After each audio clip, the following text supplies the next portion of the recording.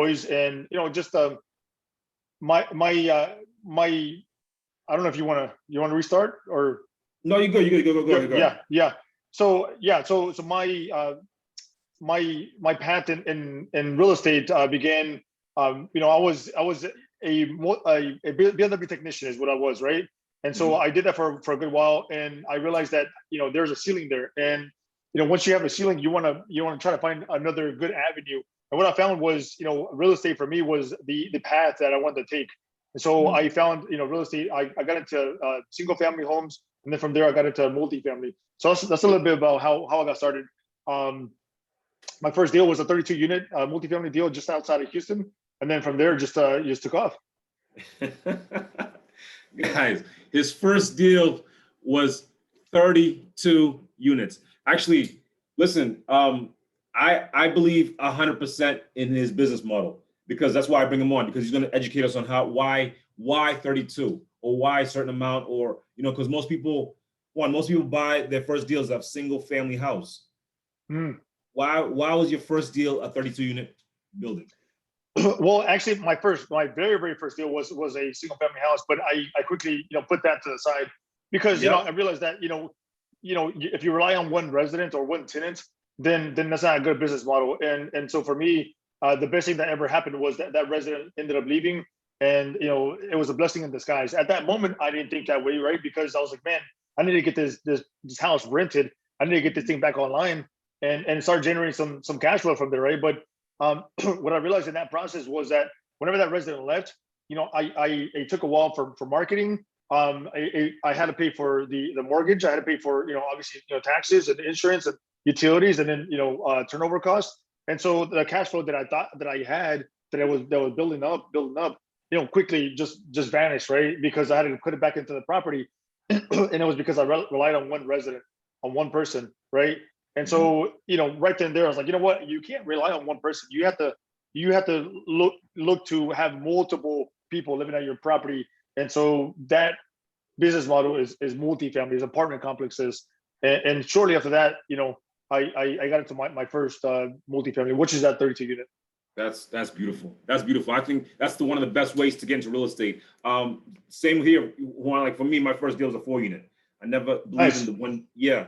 My first deal was a 4 unit because I figured that was the best entry for me, because I used the FHA program and I was able to get into it and be able to cash flow right away and be able to, because it made sense to me. The single family, same thing, never made sense to me. And a lot of people, maybe that's the only thing they can afford, but use it as an investment. Don't use it as a single family for yourself. I always think if you're gonna get single family, you're gonna rent out rooms. You're gonna do something to bring some kind of cash flow, because otherwise, like you said, everything's on you. All the bills are on you. It 100% is, and I think a lot of it at the very beginning is more mental, right? It's is that a fear, is a barrier. It's you not necessarily believing in yourself and knowing that you can do more than just a single family home. And so you have to kind of get past that hurdle, right? And once you get past that hurdle, man, things open up on a wide scale, and you just got to take action at that point. Yes. I believe 100% same thing. I mean, so Juan, you went from 1 unit to 32 units. How difficult was it to go to transfer from that single to 32? How hard was the loan process? How hard was it to be able to get credibility with the banks? Can you tell us a little bit about that? Yeah, actually, it was a little tough for me. So I met with the sellers. I negotiated with them, and we ended up coming to an agreement, right, on price. But I was honest with them. I told them, hey, you know what? I come from the single family side, and even at that, I've only done barely uni, right? So I want to buy your apartment complex, but if you can be a little patient with me, and me trying to obtain financing, then I'll tell you, I'll promise you that this thing will get done, and so. They were willing to wait. They were an older couple that was just waiting for retirement, and they were willing to wait. And I started calling around a bunch of different banks, and I want to say I called 12 different lenders and banks, and most of them turned me down. And I met with them. I called them over the phone. All the above, and they either gave me the response of the deal's too small, the loan amount's too small, you don't have any experience. all these different things, right? So, I remember driving home, after I met with several different lenders, and I was like, man, we got to get this done somehow, right? And I was driving, and there was like another bank that was coming up, and I was, what if I just try this one? I was with my wife, and she was like, just do it, just go. And so I almost missed the exit, and I went ahead and was able to exit and get there, and I walk in there, and I say, hey, who can I talk to here that deals with the commercial loans? And they're like, oh, that's Greg over here. I say, okay, can I talk to him? And they're like, sure. And so then I meet with Greg, and I say, hey, Greg, I got to be honest with you, I've been to a bunch of different lenders. They kind of told me no, they can't for one reason or another. And so I'm here to talk to you. And what I did was I laid everything on the table, right? I said, here's the property, here's the property financials, here's the business plan, here are my financials, and here's even my credit report is what, because I didn't really necessarily know that whether they checked that or not, right? And so I had everything there, and so you just kind of become a little vulnerable, and so so he looked at it, and he's like, man, this thing actually looks pretty good. He was like, how many banks did you talk to? And I was like, yeah, like 11, 12. They're like, man, I can't believe they turned you down.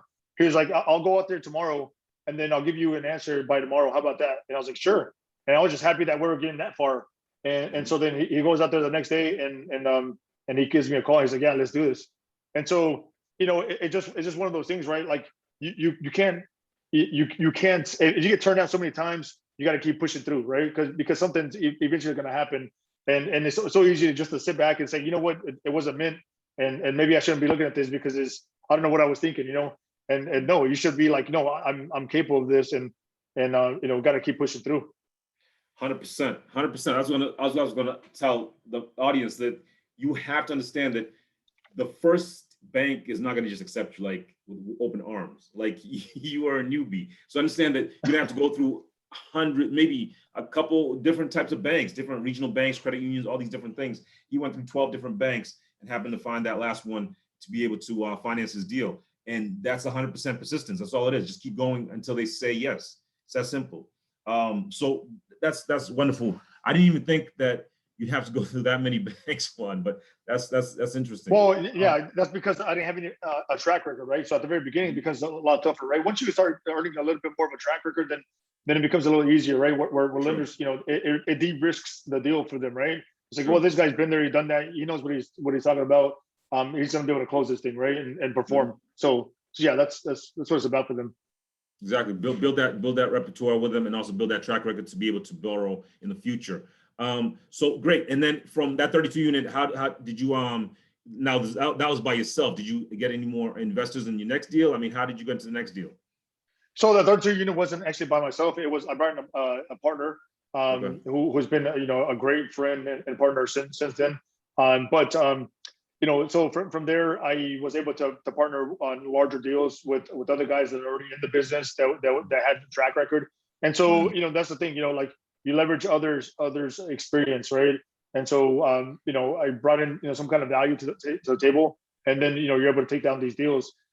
Shortly after that, I also invested passively in some deals to be able to learn more about what people are doing, right? Sort of get that behind the curtain type of feel and understanding of how they're running deals and what they're doing in certain situations, and how they're operating these deals, in general.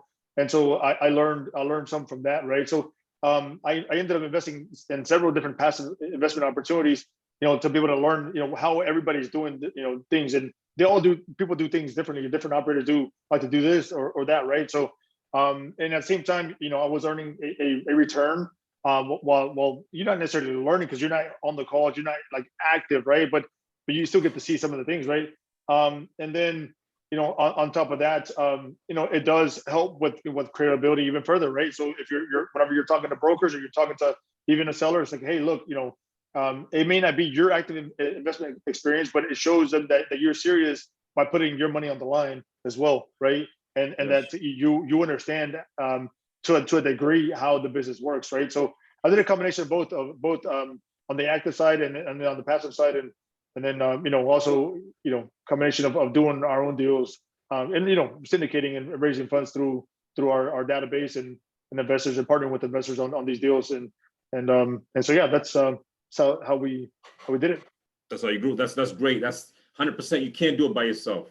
You can't. I was trying to do it by myself, Juan, for a long time.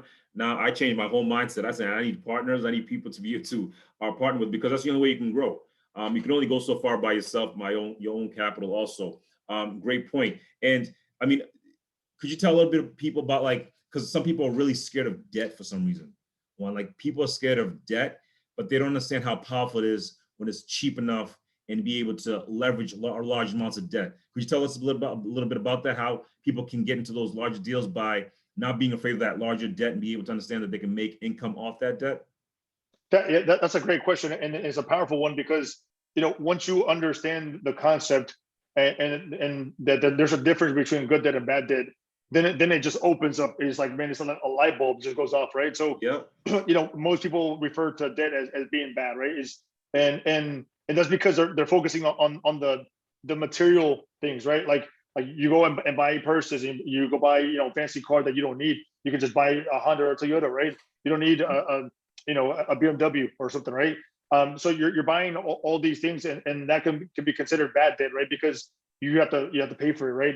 But there's the other side of it, that most of the people out there that are in business, that are in real estate, in some form or fashion, they are using good debt, right? And so the good debt is the leverage to help you improve upon your business or to buy real estate, right? That's going to be it's just a leverage for you to be able to cash flow it and put money back into your pocket, right? So there's good debt, there's bad debt. You want a lot of good debt, and you want to try to stay away from the bad debt, right? And again, bad debt is going on vacations, going on trips, and just blowing your money away and buying things that you can't afford on credit, where you have to pay for it back out of your pocket. Good debt is buying assets that will put money back into your pocket, right? 101, right? 101. So, but whenever I didn't know that, before, but whenever I learned it, I was like, man, this is like, man, where have I been? Like, how come they don't teach you this in school, right? And I think there's a couple of reasons there. Number one is the teachers that you have, they don't even know, right? Because yes, they could be teachers and they may know, to a degree, but if they did, they probably wouldn't be teachers, right? So that's number one. Number two is it's probably meant like this on purpose, right? Because the majority of the people want, America in the world, it wants you to be a consumer more than anything, right? And so it's kind of it's kind of tough if you think about it that way. But it just, as soon as you learn about this, it's just a powerful thing, and just use it to your advantage. 100%. That's why I bring on people like you, Juan, because they don't teach this stuff in school. That's why I have this show, this podcast, everything, because this is stuff I wish I learned earlier. I would have been so much farther ahead. Yeah. That's why we do this. That's why we do this stuff. But thank you. And so understanding that obviously debt, there's good debt and bad debt, 100%, learn how to use both sides and be able to be more on the asset side. And then also, could you talk a little bit, because you've talked to so many people also on your podcast, could you talk a little bit about leverage? Because I know you use leverage to your ability to grow your business so fast by using VAs, by having systems and stuff like that. Could you tell us a little bit about those people who want to grow their business and be able to scale by using leverage? Yeah. So there's a couple of different leverage ways, right? So we talked about the financial side, which is using a bank, using a lender. They're putting down payment, and you're bringing in equity, right? So that's a great form of leverage. There's also the human leverage, the people leverage, right? Where you're surrounding yourself around awesome people that will help you get to that next level, right? So that's as you mentioned, maybe using VAs, right? That can do the little tasks that you have that are repetitive on a daily basis. It's so easy to do, and as it is, because of that, you shouldn't be doing it, right? If it's something that you can just delegate out, right? And so that's a form, right? Will it cost you? Yes, it'll cost you this much, but you have the potential to gain this much, right? So there's that, right? And then the other one I would say is having the right team members around you. And so if you're good at relationships with brokers, maybe bring in somebody that's great at finance, right? That has a financial background, good at modeling, maybe bring in somebody that's great at raising equity. Maybe bring in somebody that has relationships on the broker side, or is a broker, has relationships with a bunch of different sellers. I mean, there's a bunch of different forms of leverage, depending on what everybody's skill set is. And so that's one thing. You mentioned it earlier, right? You try to do it by yourself, and you probably learned that, hey, this business is likely not meant to be doing it by yourself. I mean, unless you have got loads of money, right? But even then, you're still relying on a team. You have your attorneys, you have your lender, you have all kinds of people that are around you, your insurance, tax, consultant, all kinds of people that are around you. So this 100% is not a one-man show, at all, right? So it's about leveraging the people around you, putting them around you to be successful as possible, and people that are better and smarter than you. Yes. Great point there. That last point, if you guys get that, be around people that are smarter than you. That's a huge leverage point right there. Huge, because you get to use their brains also, the stuff they've gone through, their experiences. That's obviously. So could you now let's talk about more about the real estate side and how people can really take advantage of your experience. So how do you pick a market in terms of where you want to invest? Yeah, so we go back to the basics on this, and that's number one, a market that's landlord friendly, right? So yes. I love California. I think it's a beautiful state, but the policies that they put in place are horrible for landlords, right? Mm-hmm. And so it probably won't be a place where we invest, right? Unless I find something like on a personal level that I like, and just like I'll just roll the dice there, right? New York is also a beautiful place, but the same kind of policies, right? So those two, Northeast and then the West Coast are tougher on the policies. So what do we look? We look at the Sunbelt states, right? Look at Arizona, right? We own in Arizona. We look at New Mexico. Well, New Mexico is kind of getting a little tougher, but you look at Texas, Oklahoma, Florida, Georgia, Alabama, those type of states. Tennessee, the Carolinas. So you look at that first, right? Number one. Number two, you look at where the jobs are going, right? Because where the jobs are going, people will come, right? And the people will come, then you have a chance to be able to increase your rents, right? So you get rent growth, and then you also get better returns for your project, right? So you have to have all those combinations, and we always try to look for primarily major markets. So the Texas markets, for us are the ones that work. So Houston, Dallas, Fort Worth, Austin, San Antonio, and then as well as Phoenix, Arizona. So those are the markets that we focus on right now. But certainly open to others. But being that we're local, based out of Houston, it just makes sense for us to look at the local markets. 100%. Same here. Like I'm going, because most of all my stuff was in the Northeast. I'm trying to all transition down to Southeast because it's so much easier to deal with tenant. Like when you get to a certain level, you realize how important it is to be in landlord friendly states, especially when you want to do evictions.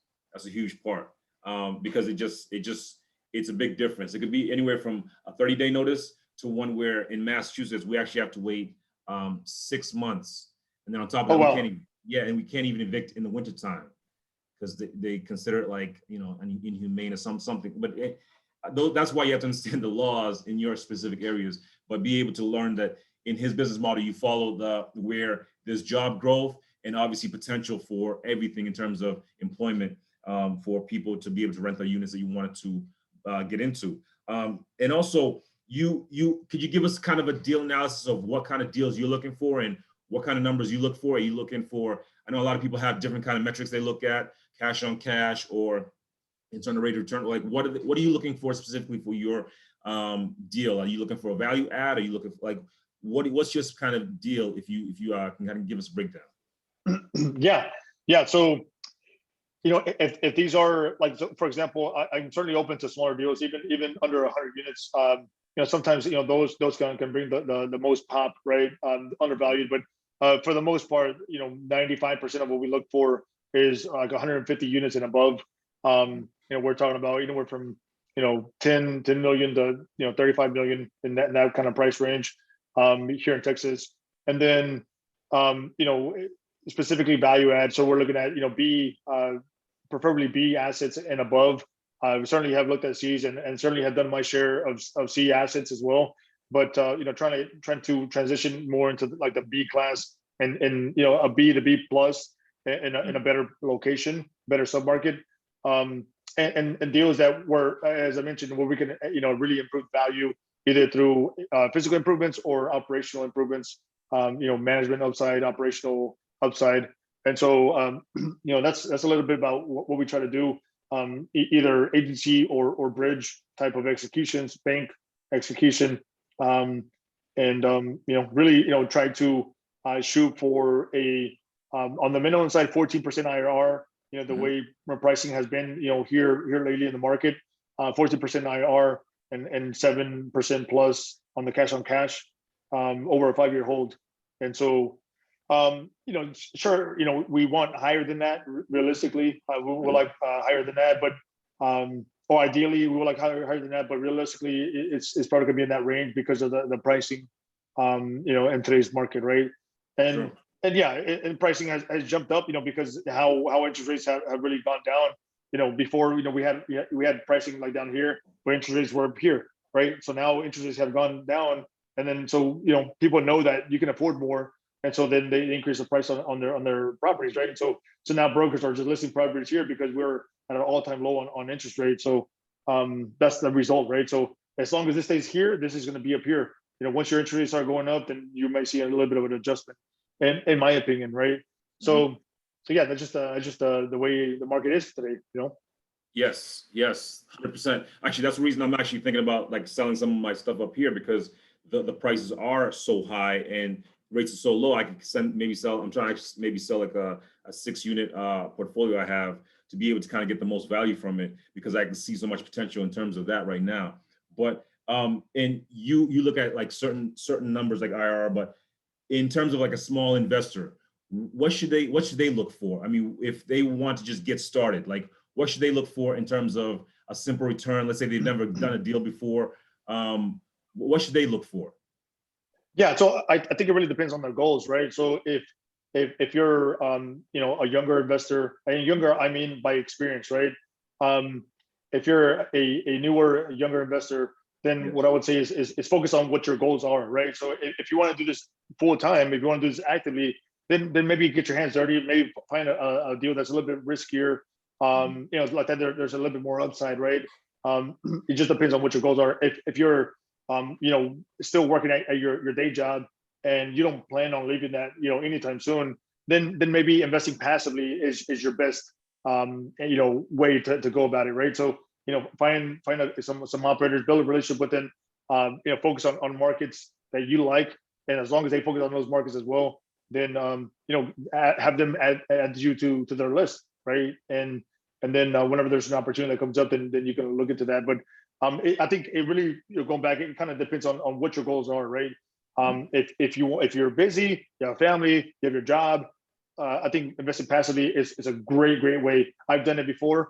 And syndicating and being active, I do want to say is not for everybody. It gets glorified a little bit, and oh, you're a syndicator, or hey, you're putting together these deals. Well, yes, we are. And is there a little bit more money? Sure, there is a little bit more money, but there's also a lot more time investment that we're putting into it, right? So we're dealing with management, we're dealing with construction management, we're dealing with operations, KPIs, investor relations, so many different aspects, and then also underwriting, potentially new deals. I mean, there's so many different pieces to it, right? That it's just not for everybody. Really understanding what your goals are and Sure. and focusing on it is what I would say. That's definitely great advice. Great advice. I'd say the same exact thing. Just have your goals set and start where you are. And there's so many parts of syndication, but the one part I definitely want to ask, and this is just from also me too side, the part on the raising money side. How do you go about raising, capital? Because a lot of people are scared of that, and a lot of people can't do that. You started off, like I said, with your 32 unit with a partner. Maybe could you tell people how to be able to maybe raise money, whether that's through friends or family, or any other tricks or trades that you use to be able to raise capital for your deals at Gen Wealth Capital? Yeah. So I started off with the low hanging fruit, right? And that was through friends and family, right? Yep. Your friends, they tend to trust you, right? They tend to trust you, and your family. I mean, they do trust you, and fortunately or unfortunately, they may not know any better at that point, right? Because you're new and you're like, hey, I'm getting into real estate, and they're like, okay, I want to be a part of it, and so they tend to really ride with you, if you will, right? And invest with you. Now, once you start looking into, outside of that, that's when, there's going to be maybe a little bit more pushback, right? Because you're not proving especially if you have a different background, right? Say you're a doctor and you've been a doctor for 20 years, all of a sudden you want to do deals. And so people don't see you as a guy, they see you as a doctor.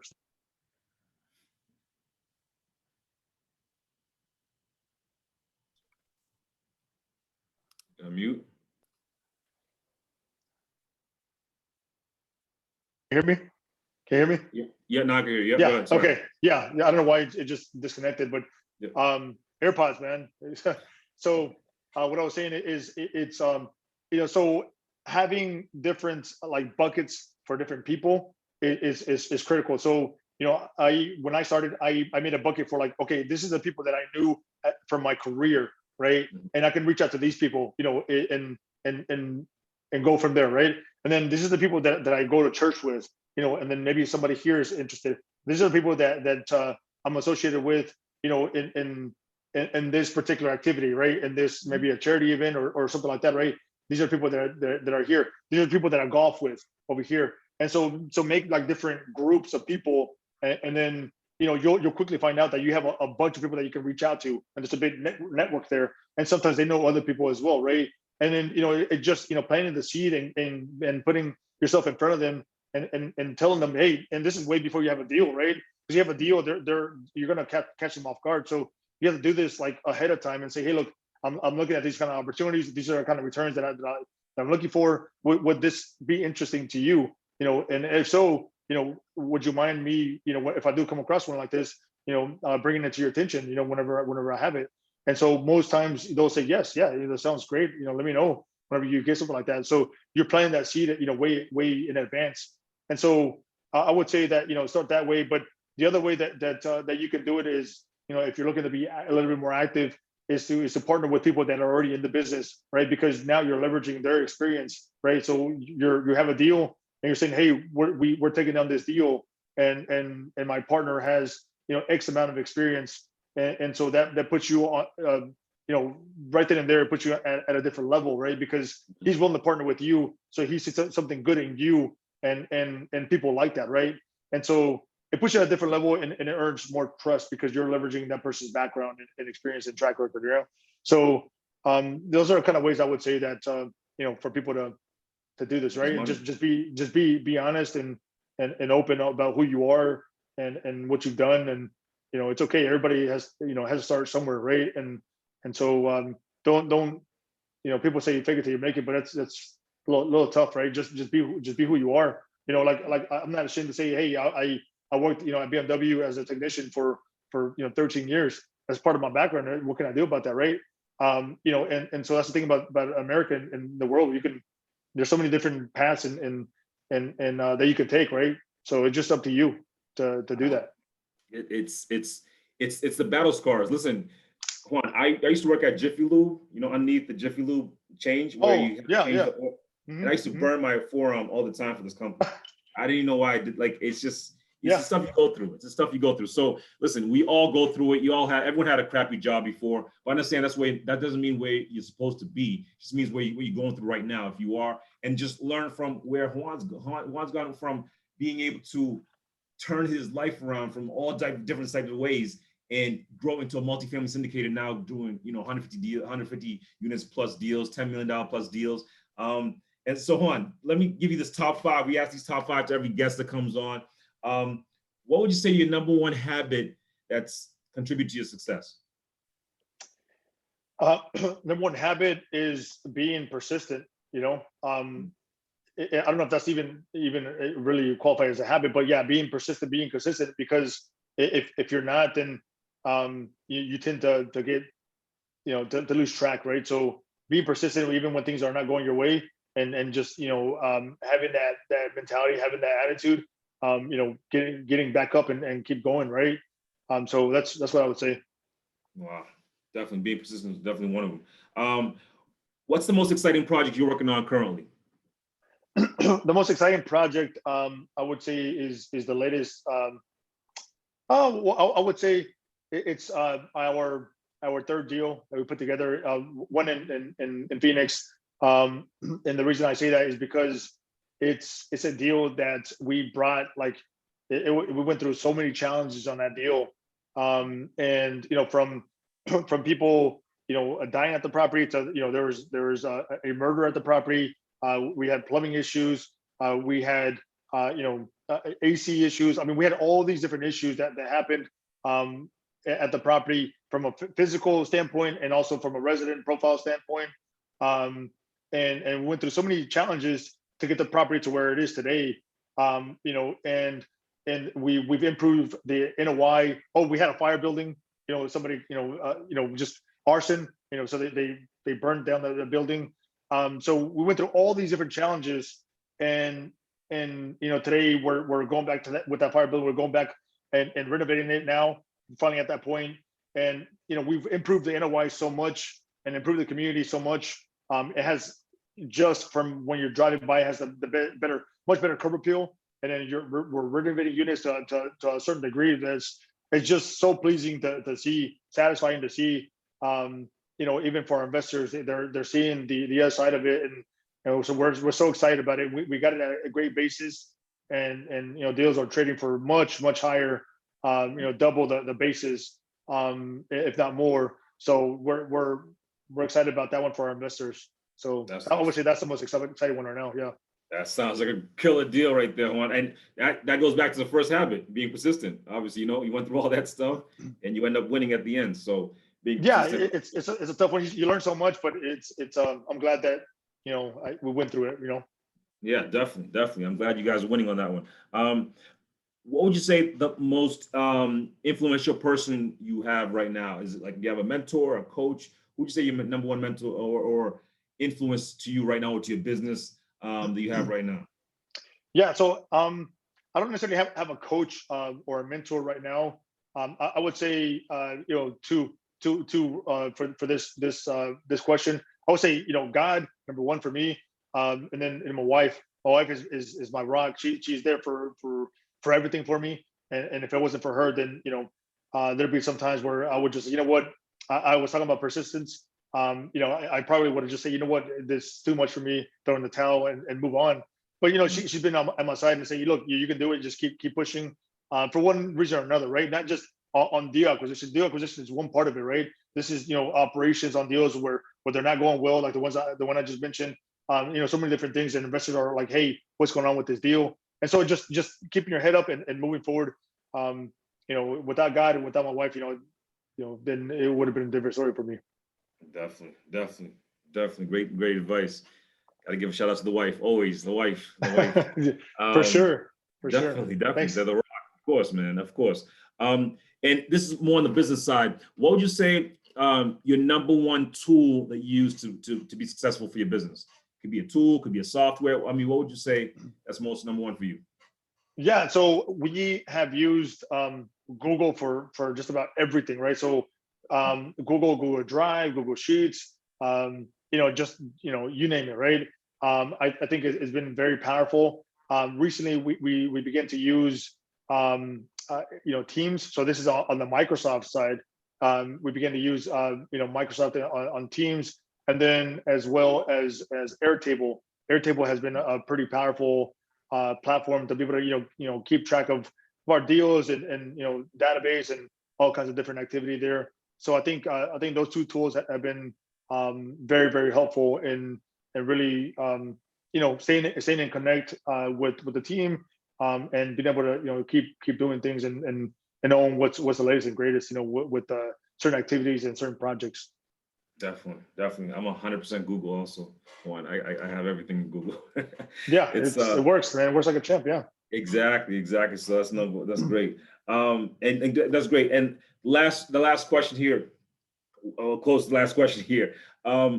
If you had, you know, if you could tell yourself at 18 what you know now, what would you say to yourself back then? Yeah. So at 18, what I would tell myself is find somebody who is doing what you want to do, add value to them in one way or another, work for free, work for free. It's okay.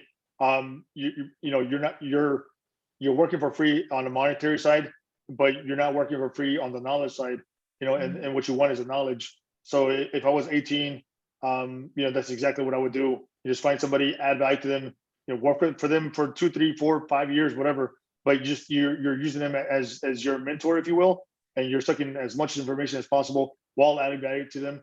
And you know that will set you way ahead, you know, from an experience standpoint, even if it's not your own personal experience.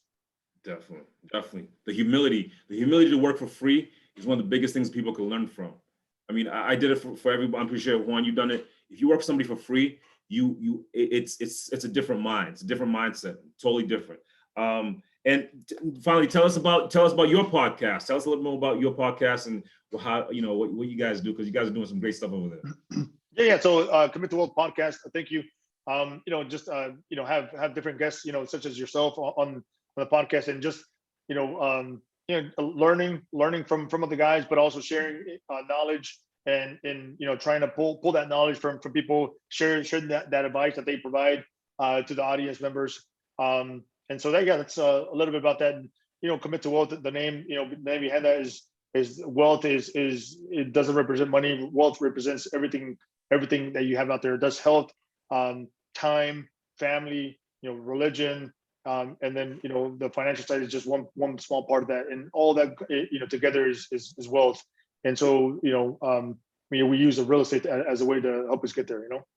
Definitely great podcast. I listened to so many episodes. I got to go back from all the beginning, but great stuff on the podcast. And finally, Juan, where can guys reach you if they want to reach you for deals or, you know, some help, or maybe just to say hi? Where can people reach out to you?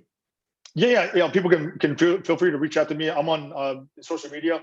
You know, so you can look it up as the Juan Vargas on social media. LinkedIn is a good you know, platform, and Twitter. Both of those are solid. But if they wanted to reach out to me directly, they can shoot me an email at juan@genwealthcapital.com, juan@genwealthcapital.com. And you know, I'll be happy to set up a call and you know, just find out how I can help you. Definitely. Juan's a great guy. Thank you, first of all, Juan, for taking the time, man, for teaching us, for helping us invest in our future. Because you know, by you giving us the knowledge, you're actually helping somebody else grow themselves, and you obviously helped me grow, and I appreciate it. I definitely have to come down to Houston and see you and see what you guys are doing down there. So thank you for the time, and I appreciate it. I know he's a busy guy. Actually, when I called him, he was on a deal, closing deals on the phone when I called him before even the podcast. So he's a busy man. So I appreciate the time. You know, the fact that he has a podcast also, that means he's dropping knowledge. Also, go follow his podcast. He brings on so many guests. Follow him on LinkedIn. He drops so much knowledge in terms of what he's doing in his deals and his syndications, and you can learn from him. Reach out to him. He's open book. Obviously, if you want to reach out to me, I'll leave all my information on the show notes, but also I'll leave Juan's information in there also, so you can reach out to him. And Juan, so thank you very much for bringing on the information and dropping knowledge on investing in your future. Guys, I'll see you next Thursday. But guys, I'll see you at the top. There you go. Thank you so much. I appreciate it. Thanks, Juan.